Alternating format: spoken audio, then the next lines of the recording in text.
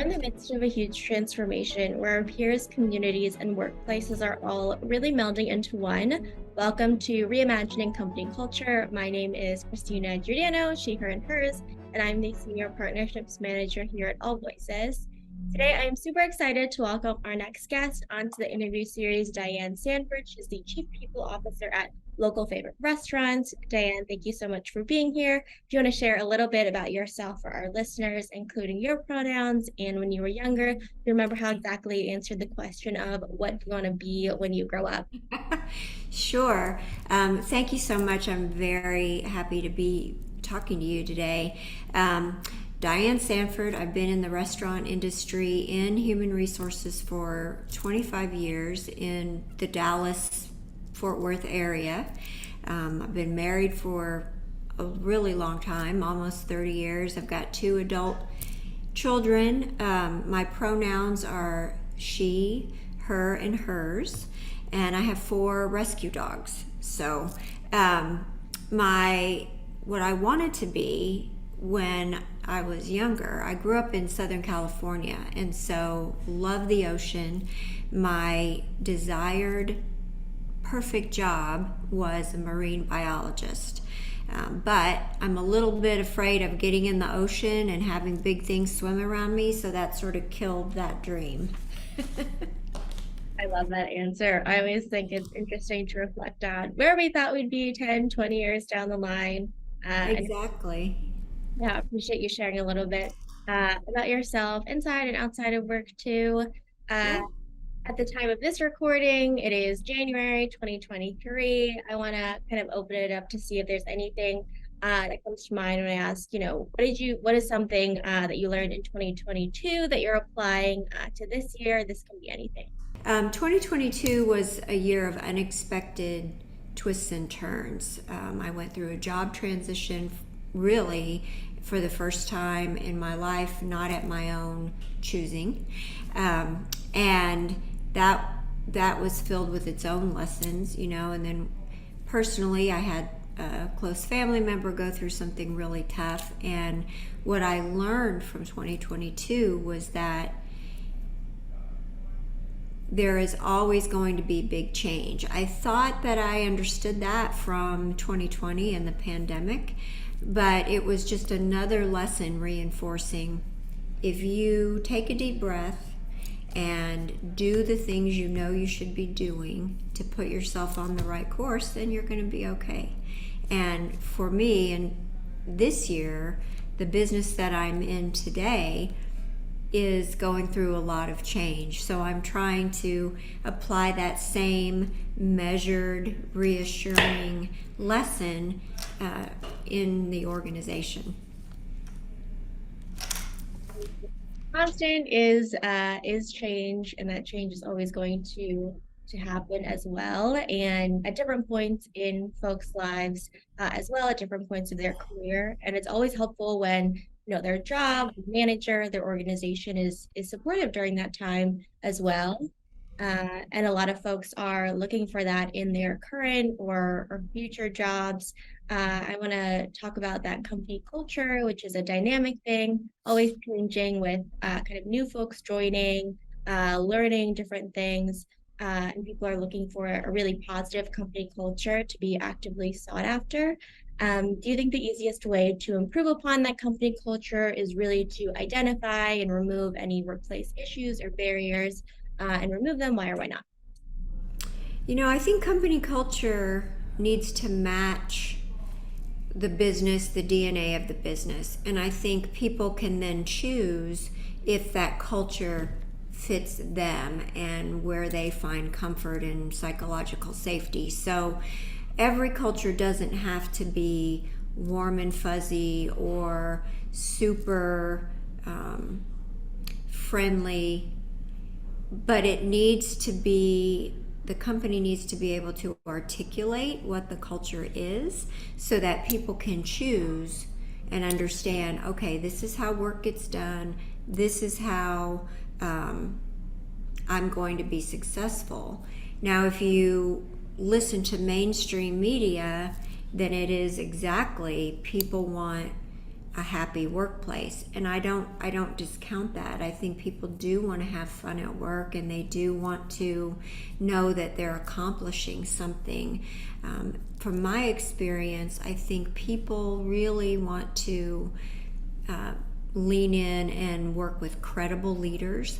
They want to be communicated with about the things that matter, the direction of the business, where they fit in the overall picture, and then sort of what's in it for them, because most people don't volunteer their time, right? So I think to be competitive and relevant, you have to understand as an employer who your employee audience is, both current and prospective, and then meet them where they need to be met from a communications or an employee value position.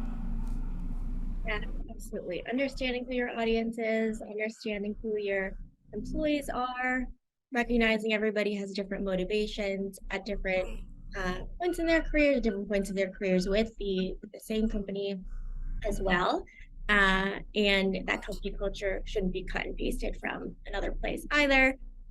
Speaking of kind of the uniqueness of company culture, how are you reimagining what that looks like at local favorite restaurants? Well, like I said a few minutes ago, we're going through a lot of change, and we're small, so small change impacts in a big way. And one person can have a huge impact, I think more impactful in a small organization, really. The ripples that go out from that person reach farther. And so reimagining what we're doing here is to sort of reinvent who we are. We've been around for 14 years, and we have a great core culture, but we've got a lot of new people. And so we're asking ourselves today, hey, is how we define ourselves and how we defined ourselves at the beginning, is that still relevant? And is that still match is that still going to be the fuel that will get us to where we want to go? So we're doing all the things that other HR leaders will tell you to do. We're doing listening tours. We're asking people about their work experience. I like to do roundtables, and I like to ask new people, hey, what attracted you? Why did you join? And I also like to do stay interviews. So people who've been with us for a long time, we have a lot of people, honestly, who've been with our brands for 20 or 30 years. And so asking them why they have stayed and what continues to motivate them gives you some real insight into especially the gaps between what a long tenured person wants and needs versus what a new employee is looking for.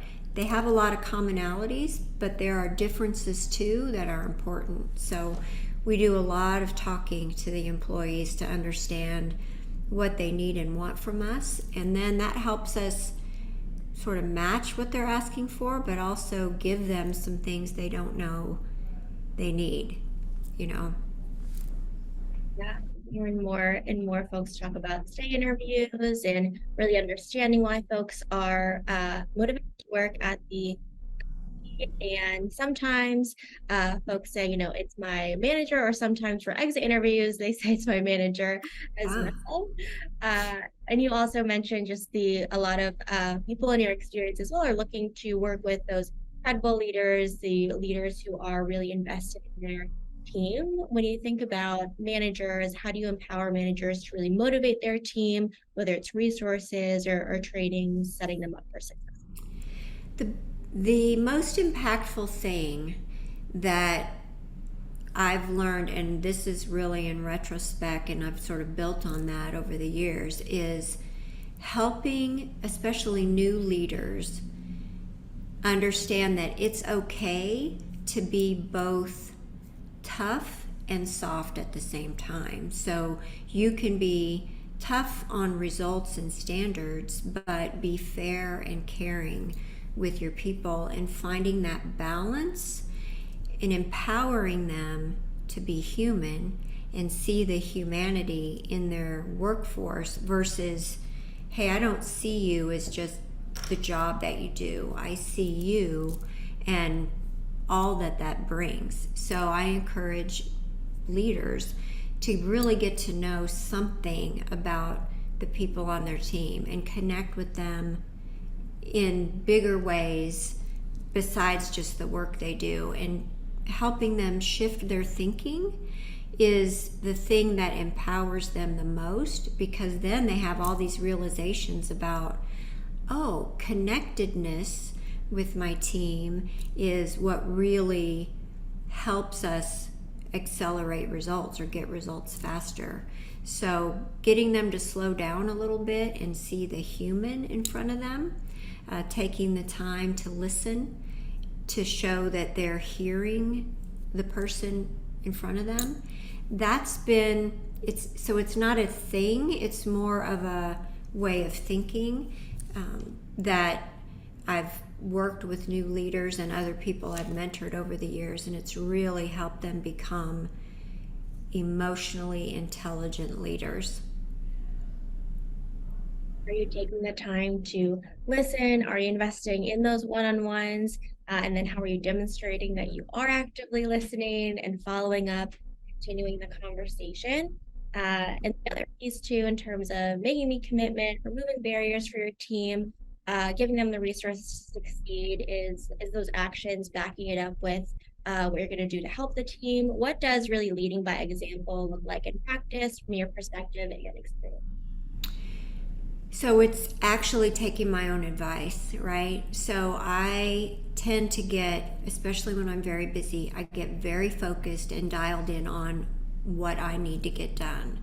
So reminding myself every morning before I show up at work that I'm going to stop and talk to everyone for just a moment, say good morning, how are you? I do check-ins with everyone, just to find out how their work is going. And then I also communicate, hey, my style is this. So if you see me with my head down, it doesn't mean that you can't come and talk to me or that I'm not interested in what's going on with you or your work. So I think going back to culture happens one person at a time. And so I can't ask other people to do things, to be engaged in the work or to be collaborative with their colleagues if I don't demonstrate that behavior. So leading by example means role modeling the behavior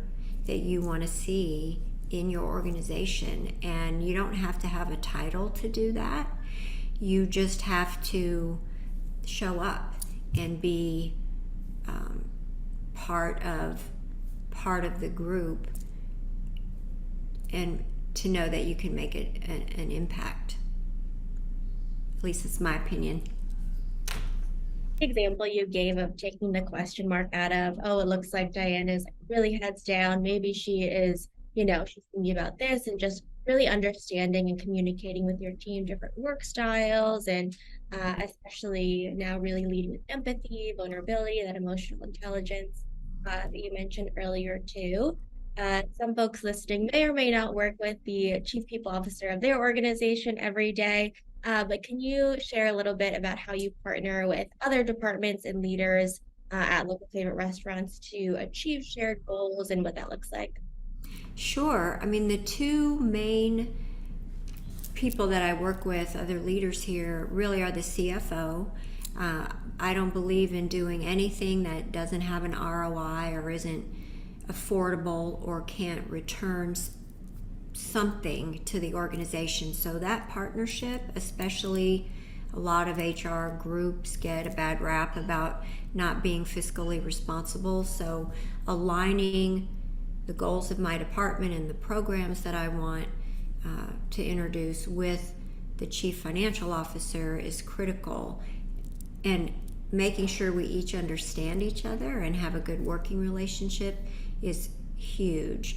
The other key leader is the marketing person, the chief marketing officer or the top marketing person, because I learned a long time ago that internal messaging how you communicate with your workforce follows a very similar template as traditional external marketing does. And so HR people can use the same tools, the same strategies, and the internal voice of your organization really needs to match the external brand. So leveraging that partnership and turning it into a really collaborative iteration has truly helped me be successful in shaping sort of that employer brand in other places. And I've started to do that here. I've only been here 7 months. And so really building those partnerships and building out those strategies will be key in communicating culture, programs, what's in it for the employee, and why they should care and why they should find value here. See that alignment between the internal voice, the internal employer brand, and external employer brand too. And that means employees, potential employees, customers, Right. vendors, everyone who comes in contact with folks who work at local favorite restaurants as well. We were talking a little bit earlier around how change is constant, being able to adapt and shift is really critical, especially now. I think conflict is also something that is inevitable, not necessarily a bad thing either, as long as you kind of have a conversation and grow from it as well. One study found that only 39% of folks really trained or coached in handling specifically workplace conflict. How do you think about or resource folks, especially those managers or leaders, to navigate potentially hard conversations? So my belief is that the reason people don't lean into a tough conversation is because they have a fear about what's going to happen if they do. And so talking to folks about breaking down what's the worst that can happen, and moving through that, especially younger female leaders, that's a group that benefit a lot from talking about conflict in that way. The other, so direct coaching is always something that I use to empower leaders to own their point of view, always wrapped around a really respectful and professional way to convey the message. But we've also done formal, tough conversation workshops where we've role played some things to get people comfortable with just saying the truth from their perspective. So, I mean, situations are what they are, and if you feel a conflict, the other person does too. Most people want to resolve things so they can move forward, and just getting people to feel confident enough to have that conversation, I think that's more than half the battle. I think that relates to the psychological safety that you were talking about earlier as well. And I do like that question of what's the worst that could happen, and really learn from it as well. If you're feeling either awkward or hesitant in the conversation, probably the other person does too, and really thinking about it from that human perspective.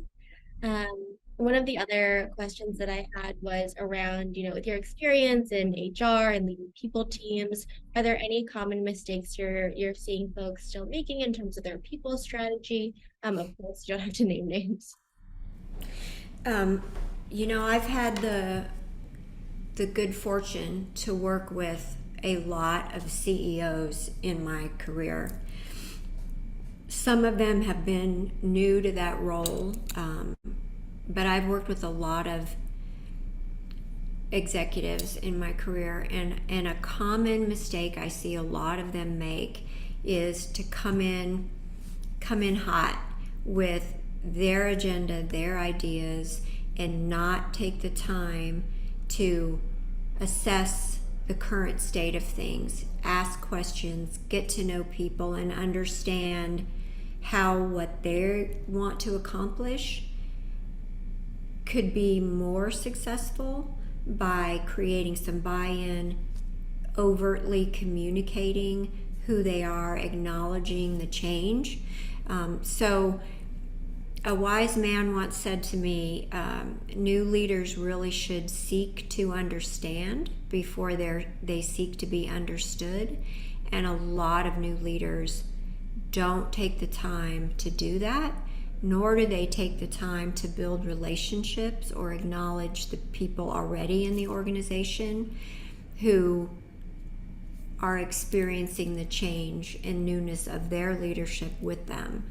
And so I always recommend overcommunicate, start building connections, and really listen to what has gone on before you got there. It will help you in the long run. Communicate, actively listen, really invest in that time. I think build that connectedness as we're talking about too. That is so important, especially in leaders, especially as a CEO as well. Uh, Going slow at first will help you go so much faster later.